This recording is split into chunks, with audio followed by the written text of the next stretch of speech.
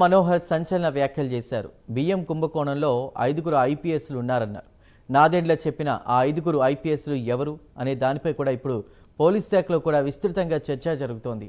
కాకినాడలో పట్టుబడ్డ 43,249 మెట్రిక్ టన్నుల బియ్యం నిల్వల వెనుక 5 మంది ఐపీఎస్లు ఉన్నారని నాదెండ్ల అంటున్నారు. రాష్ట్ర వ్యాప్తంగా బియ్యం కుంభకోణం కోసం అక్రమార్కులు గ్రీన్ కారిడార్ ఏర్పాటు చేసుకున్నారు. జిల్లాల పోలీస్ బాస్ల కనుసన్నలోనే బియ్యం అక్రమ దందా జరిగినట్లు ఆరోపణలు వస్తున్నాయి. 5గురు ఐపీఎస్లతో పాటు సహకరించిన డీఎస్పీ, సిఐ, ఎస్ఐ స్థాయి అధికారుల్లోనూ అలజడి మొదలైంది.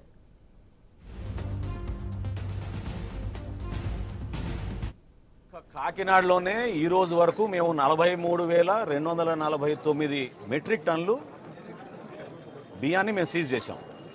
దానిపైన సమగ్రమైన ఎంక్వైరీ జరుగుతోంది. స్థానికంగా ఉన్న కలెక్టర్ గారు, జాయింట్ కలెక్టర్ గారు, మా డిఎస్ఓ, డిఎం అందరూ కూడా ప్రతిరోజు దాడులు నిర్వహిస్తూనే ఉన్నారు.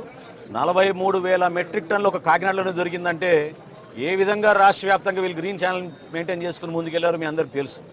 ఇందులో ఆశ్చర్యకరమైన విషయం ఏంటంటే కొంతమంది ఐపీఎస్ అధికారులు, నాకున్న సమాచారం ఒక 5గురు ఐపీఎస్ అధికారులు కూడా దీంట్లో ఇన్వాల్వ్ అయ్యారు. సో ఖచ్చితంగా దీనిపైన సమగ్రమైన విచారణ జరిపిస్తాం.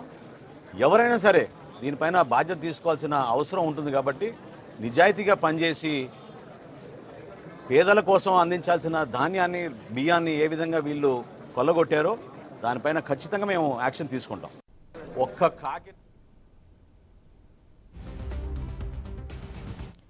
ఇక బియ్యం నిల్వల వెనక 5గురు ఐపీఎస్లు ఉన్నట్లు కూడా నాదెండ్ల చెప్తున్నారు. ఇదే విషయంపై మరింత సమాచారాన్ని మా ప్రతినిధి రవికృష్ణ అందిస్తారు. రవికృష్ణ, బియ్యం కుంభకోణానికి సంబంధించిన అప్డేట్స్ ఏంటి?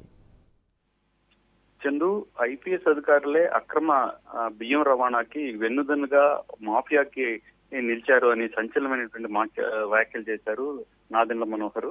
ప్రధానంగా కూడా బియ్యం అక్రమ రవాణా అనేది పెద్ద ఎత్తున కూడా కాకినాడ పోర్టు నుంచి జరుగుతుందని గత కొంతకాలం నుంచి కూడా వస్తున్నటువంటి వార్తలు. ఈ నేపథ్యంలోనే ఎలక్షన్స్ ముందు కానీ అంతకు ముందు కానీ జరిగినటువంటి చాలా సార్లు కూడా టీడీపీ, జనసేనకు సంబంధించిన నాయకులైతే మాత్రం అక్రమ రవాణా అక్కడ కాకినాడ పోర్టు కేంద్రంగా జరుగుతుందని ఆరోపణలు అయితే చేశారు. అదేవిధంగా కూడా ఎవరైతే కాకినాడకి సంబంధించినటువంటి ఎమ్మెల్యే ద్వారంపూడి చంద్రశేఖర్ ఉన్నారో ఆ ద్వారంపూడి చంద్రశేఖరే ఈ అక్రమ రవాణాలో అతని కీలక పాత్ర వహిస్తున్నాడని చెప్పి ఆ రోజు ఆరోపణలు చేసినటువంటి నేపథ్యం. తర్వాత ఎన్డీఏ కూటమి అధికారంలోకి వచ్చిన తర్వాత ఆ తర్వాత పౌర సరఫరా శాఖ మంత్రిగా కూడా నాదెండ్ల మనోహర్ బాధ్యతలు తీసుకున్న వెంటనే కూడా ఆయన ఏదైతే ఎమ్మెల్యేస్ పాయింట్స్ ఉంటాయో వాటన్నిటిని కూడా రాష్ట్ర వ్యాప్తంగా కూడా చెక్ చేయడం జరిగింది. ఆ బియ్యం నిల్వలకు సంబంధించి తేడాలను అయితే ఆయన అయితే గమనించాడు. పూర్తి స్థాయిలో కూడా ఇక్కడ అక్రమాలు జరుగుతున్నాయని ఒక నిర్ధారణకు వచ్చిన తర్వాత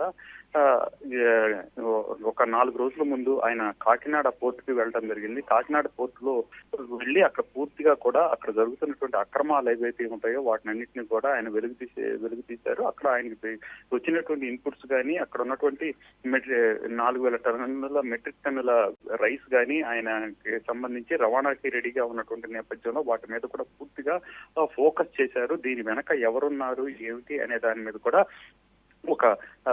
ఆయన అయితే దాని మీద దృష్టి పెట్టినటువంటి నేపథ్యంలో ఆయనకి వచ్చినటువంటి ఇన్పుట్స్ ఆధారాల ఆధారంగా కూడా నిన్నైతే సంచలనమైనటువంటి వ్యాఖ్యలు చేశారని చెప్పుకోవచ్చు. ఆయన 5గురు ఐపీఎస్ అధికారులు ఎవరైతే ఉన్నారో వాళ్ళు కూడా ఈ అక్రమ రేషన్ రవాణాకి, బియ్యం అక్రమ రేషన్ రవాణాకి వాళ్ళు పూర్తిగా కూడా వెన్నుదన్నుగా నిలిచారు అని ఆయన అయితే ఆరోపణ చేశారు.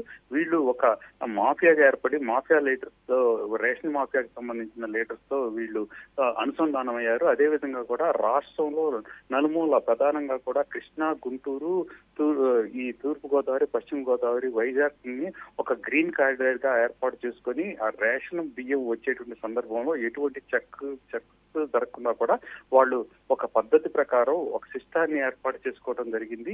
దాని ద్వారా ఏంటంటే డైరెక్ట్ గా ఆ పోర్టుకు రావడం, పోర్టుకు వచ్చిన తర్వాత అది విదేశాలకు తరలిస్తాం అనేది జరుగుతున్నట్లుగా కూడా ఆయన అయితే గుర్తించడం జరిగింది. ఈ నేపథ్యంలోనే 5గురు ఐఏఎస్ ఆఫీసర్లతో పాటు ఇంకొంతమంది కూడా సహకరించారు, ఇతర అధికారులు కూడా అని చెప్తున్నారు. దానికి సంబంధించిన అప్డేట్స్ ఏంటి?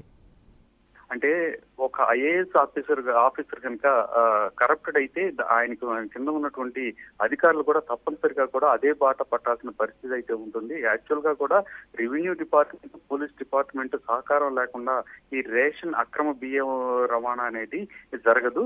పూర్తిగా కూడా రెవెన్యూ శాఖకు సంబంధించిన పెద్ద స్థాయి అధికారులు, అదే విధంగా కూడా పోలీసు డిపార్ట్మెంట్ కి సంబంధించినటువంటి దిగువ స్థాయి అధికారుల దగ్గర నుంచి కూడా అందరూ సహకరిస్తేనే ఈ రేషన్ మాఫియా జరుగుతుంది. ఒక ప్రాంతంలో కనుక బియ్యాన్ని లిఫ్ట్ చేసేటప్పుడు అక్కడ ఉన్నటువంటి పోలీసులకి తప్పనిసరిగా తెలుస్తుంది. అట్లాగే కూడా అక్కడ ఉన్నటువంటి తహసీల్దార్కి, అదే విధంగా తహసీల్దార్ కార్యాలయం ఉన్న సిబ్బంది ఈ సహకారం పూర్తిగా కూడా ఉంటుంది. ఆ ఉన్నటువంటి నేపథ్యంలోనే వాళ్ళు బియ్యాన్ని లిఫ్ట్ చేయగలుగుతారు. అంటే ప్రతిరోజు అంటే రేషన్ వచ్చిన తర్వాత మొత్తానికి ఒక 5-10 రోజుల పాటు ఈ రేషన్ ఈ విధంగా తరలింపు ప్రయత్నం అనేది జరుగుతుంది. దీనికి రెవెన్యూ అధికారులు సహకారం అందిస్తారు. అదే విధంగా కూడా పోలీస్ స్టేషన్ సంబంధించి కనుక చూసుకున్నట్లయితే మొత్తంగా సిఏ, ఎస్ఐ, అదే విధంగా కూడా కొంతమంది హోంగార్డులు ప్రమేయం కూడా లేకుండా ఈ రేషన్ మాఫియా అయితే జరగదు. ప్రతి వాళ్ళకి కూడా ఆ రేషన్ సంబంధించినటువంటి మాఫియా వాళ్ళు కమిషన్లు ప్రతి నెల మామూలు అయితే ఇవ్వటం అనేది జరుగుతుంది. ఈ మామూలు మొత్తంలో పడి పోలీస్ అధికారులు, ఇటు రెవెన్యూ అధికారులు మాత్రం పూర్తిగా కూడా వాళ్ళకి సహకరించారు.